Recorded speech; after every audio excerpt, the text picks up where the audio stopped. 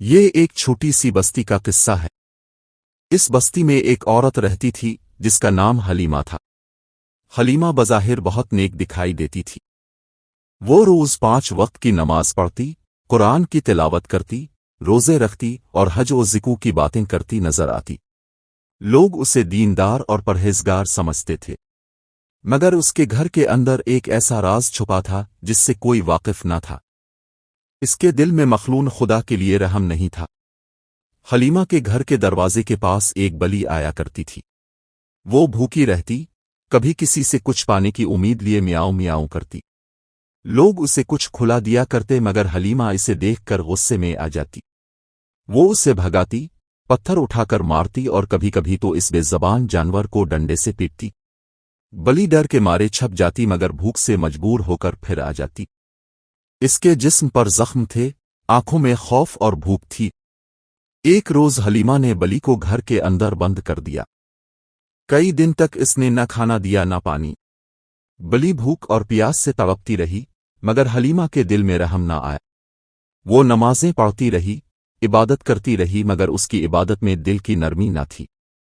کچھ دن بعد بلی وہیں جان دے گئی۔ اس کی روح آسمان کی طرف چلی گئی اور وہ ظلم لکھ لیا گیا۔ وقت گزرا، سب نے اس بلی کی موت کو بھلا دیا، مگر اللہ کے ہاں کچھ بھلایا نہیں جاتا۔ ایک رات حلیمہ نے خواب میں قیامت کا منظر دیکھا۔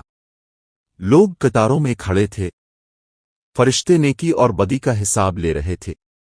حلیمہ کو یقین تھا کہ وہ جنت میں جائے گی کیونکہ وہ عبادت گزار تھی، لیکن جب اس کا نام پکارا گیا تو حکم ہوا، اسے جہنم کی طرف لے جاؤ۔ حلیمہ حیران رہ گئی۔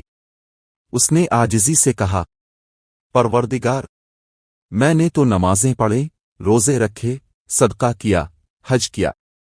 ایک آواز آئی، ہاں، مگر تاؤ نے ایک جانور پر ظلم کیا، رحم نہ کیا، میری مخلوق کو تکلیف پہنچائی۔ عبادت صرف ظاہری نہیں، دل کی پاکیزگی بھی عبادت ہے۔ پھر وہی بلی اس کے سامنے لائی گئی۔ وہ کہنے لگی، اے اللہ، اس نے مجھے بھوکا رکھ کر مارا تھا۔ حلیمہ کی روح کانپ اٹھی، وہ چیخیں مارنے لگی مگر دیر ہو چکی تھی۔ اسے جہنم کی طرف لے جایا گیا۔